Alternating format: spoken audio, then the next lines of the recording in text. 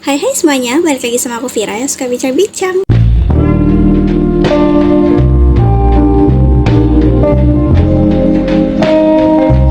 Udah di pertengahan 2025, gimana nih buat kalian teman-teman yang mungkin waktu awal tahun 2025 itu punya rencana, punya planning kalau tahun 2025 ini aku harus jadi lebih baik dari kemarin, atau tahun ini aku harus jalan-jalan ke Korea atau ke Jepang, atau tahun ini aku mau bangun bisnis. Tapi apakah semua planning itu, semua rencana kamu itu udah berhasil tercapai? Udah terwujud jadi nyata? Guys, ingat ya, kita udah di pertengahan 2025, alias sebentar lagi 2025 ini akan berakhir, akan berganti. Kita akan say goodbye sama 2025. Jadi, apa kabar sama planning-planningnya kamu? Apakah semua udah jadi nyata? Atau bahkan masih cuma sebagai bayangan kamu aja di pikiran? Kalian rela nggak impian kalian itu cuma ada di pikiran kalian doang? Padahal tuh kalian udah mengharap-harapnya, aku akan menjadikan impian aku ini menjadi nyata dan aku akan merencanakan itu. Tapi ternyata malah masih di sini doang, nggak jadi nyata. Jadi gimana? Rencananya malah bubar, malah nggak jadi, malah cuma ada di pikiran doang. Itu adalah salah satu permasalahan yang sering terjadi. Pernah merencanakan, berencana tapi nggak jadi, alias nggak ada apa-apanya, nggak ada hasilnya, atau malah nggak bergerak sama sekali. Jadi tuh kita tuh merencanakan sesuatu untuk menjadi lebih indah, atau kita berencana, misal nih rencananya tahun depan aku mau bikin bisnis, atau aku mau bikin kafe, mau bikin restoran, dan aku udah merencanakan semuanya. Nanti namanya ini, nanti tempatnya di sini, nanti menu-menunya ini aja. Tapi itu hanya sebuah rencana, ngerti nggak?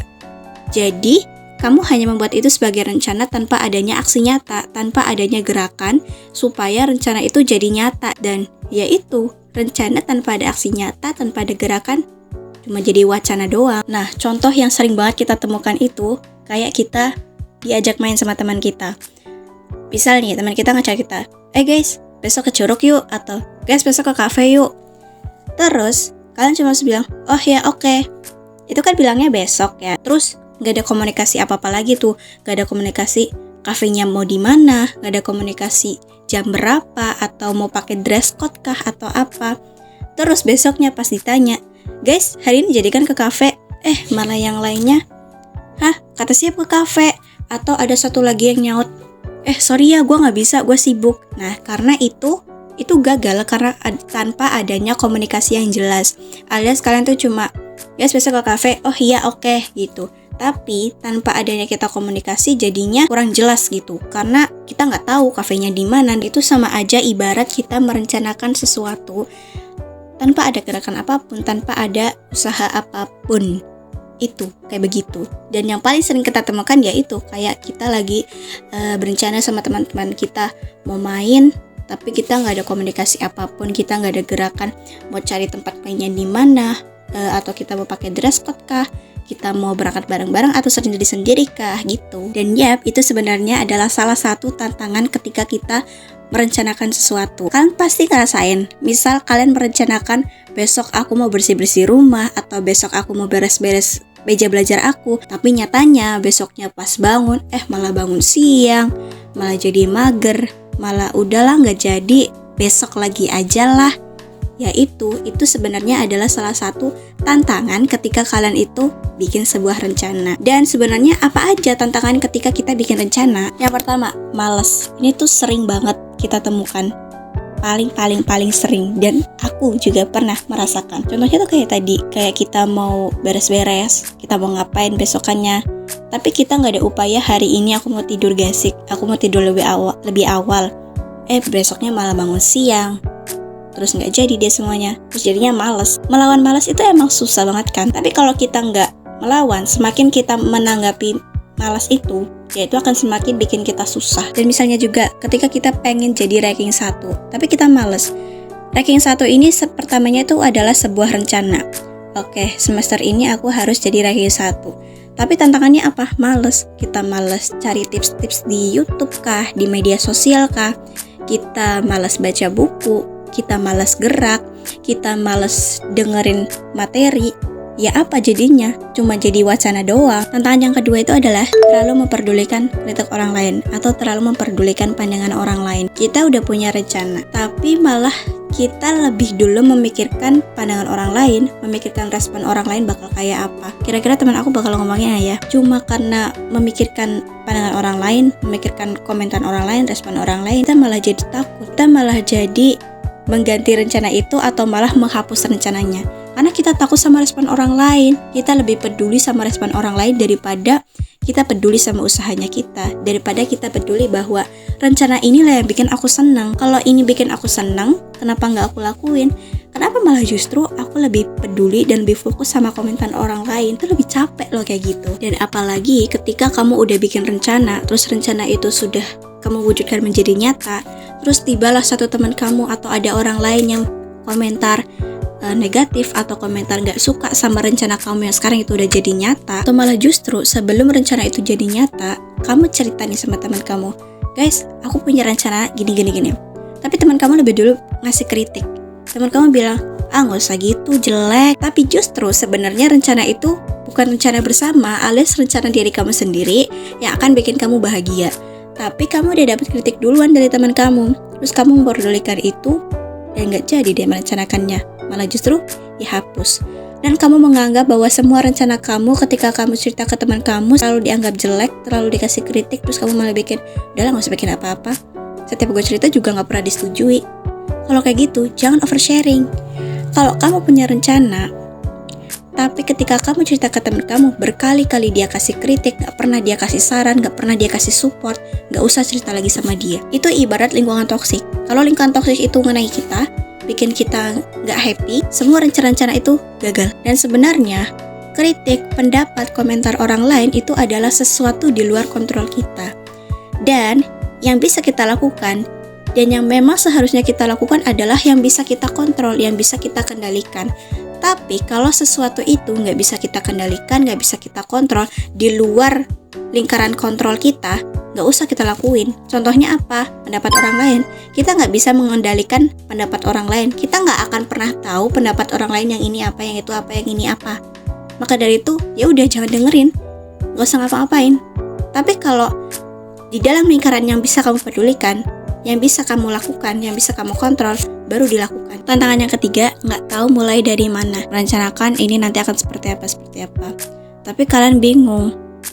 Pertama aku bakal mulai dari mana dulu ya? Aku harus ngapain dulu nih? Atau bisa jadi kalian tuh emang udah merencanakan ini, tapi kalian takut ini salah.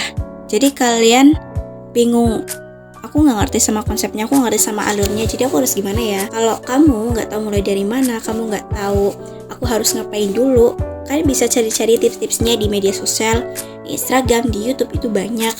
Mungkin ketika kalian mau mulai bisnis, tapi kalian bingung, kalian harus bisnis apa ya? Aku harus nabung gimana supaya ada modal? Aku harus bikin apa supaya nanti bisnis aku jadi rame? Nah, kalian bisa cari tips-tips itu di sosial media. Tantangan yang terakhir, udah tahu tipsnya, udah paham, tapi nggak pernah memulai. Kalian udah cari-cari tips, kalian udah baca tips, kalian udah lihat-lihat video edukasi, tapi kalian nggak pernah akan mau memulai. Contohnya aja, kalian tuh pengen punya bisnis, mungkin bisnis makanan atau bisnis baju. Kalian udah lihat tips-tipsnya di media sosial, udah tahu cara-caranya bagaimana, kalian udah tahu mau jualan apa, udah tahu ini gimana caranya, tapi kalian nggak pernah memulai. Biasanya yang paling sering kita temukan itu ketika kita udah memulai, tapi kita dilawan lagi sama pikiran, nanti aja lah, besok masih ada waktu. Jadi kita berharap besok tuh masih ada waktu. Kita berharap kalau waktu yang sedang kita gunakan kali ini itu untuk istirahat. Tapi besoknya yang kemarin sudah kita janjikan untuk memulai hal baru itu, untuk memulai rencana itu, tapi justru kita pakai lagi untuk dianggap sebagai istirahat. Terus bilang lagi, besok aja lah, masih ada waktu. Kita terus-terusan mengulang itu. Kita terus-terusan berharap kalau besok masih ada waktu, besok masih ada waktu, nanti masih ada waktu. Jadi kayak, udahlah nanti aja, besok aja, yang sekarang. Kenapa harus nanti? Kalau nggak dari sekarang, mau dari kapan? Nah terus, kalau emang itu adalah tantangan-tantangan kita selama kita bikin rencana, jadi gimana caranya buat kita melawan tantangan itu? Nah sekarang kita lanjut ke pembahasan langkah kecil memulai rencana. Yang pertama itu dimulai dari rutinitas kecil terus menjadi kebiasaan. Nah kebiasaan inilah yang akan membentuk kita. Nah, contohnya gini aja, kalian punya rencana pengen bisa jogging, atau pengen bisa lari, atau olahraga, atau apapun lah. Jadi kalian mulai dulu dari jalan kecil. Kalian mungkin dari rumah ke warung itu jalan kaki, nggak naik motor. Atau dari sini ke sekolahan jalan kaki, yang sekolahnya dekat dari rumah ya. Dari yang awalnya cuma jalan kaki biasa, jalan kaki kecil, mulailah ke jogging. Terus awalnya cuma dari aktivitas kecil, cuma jadi permulaan doang, malah jadi kebiasaan, malah jadi candu, malah jadi seterusnya jogging.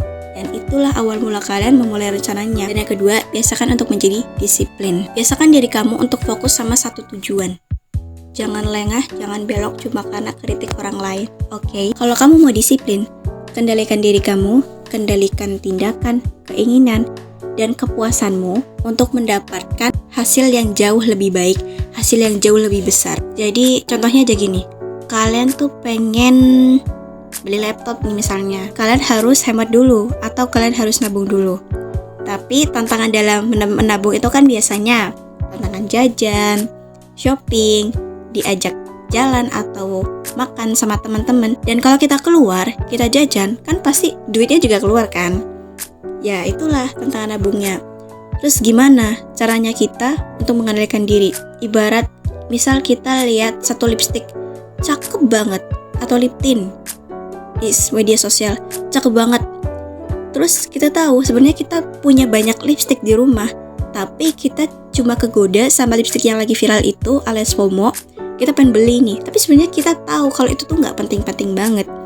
Dan kalau kita beli itu, berarti kita beli hanya untuk kepuasan kita kan, bukan untuk kebutuhan kita. Sedangkan pada saat itu, kita harus nabung untuk beli laptop. Kendalikan diri kamu, kalau kamu lagi nabung, kendalikan bahwa sekarang kita beli yang kita butuh, bukan buat kepuasan. Nah setelahnya apa? Ketika kamu sudah bisa mengendalikan diri kamu untuk nggak beli sesuatu hanya untuk kepuasan, melainkan itu bukan kebutuhan yang memang penting banget, nanti ketika duitnya udah kumpul, jadilah laptop itu kebeli.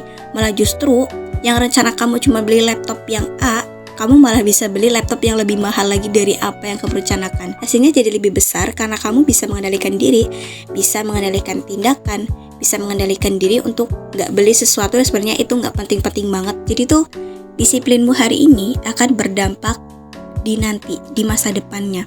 Mungkin sekarang kamu belum ngerasain manfaatnya apa, atau justru kamu bertanya-tanya, disiplin aku hari ini bakal berdampak apa ya di masa depan. Ibaratnya tuh, kalau di masa mudanya kamu sering olahraga, rajin olahraga, nanti di masa tuanya itu bakal kayak ada perisai untuk menjadi pelindung dari segala penyakit. Jadi kayak kemungkinan kamu mendapatkan penyakit itu kecil. Oke, itu dia videoku hari ini. Semoga video aku kali ini bisa memotivasi kalian untuk jadikan rencana kamu itu jadi nyata. Jangan jadikan rencana kamu tuh cuman ada di sini, ya. Jangan lupa share video ini ke teman kamu supaya bisa jadi memotivasikan dia. Dan jangan lupa juga kamu klik tombol subscribe dan nyalain loncengnya supaya kamu tahu informasi terbaru dari aku. Bye bye, see you in the next video.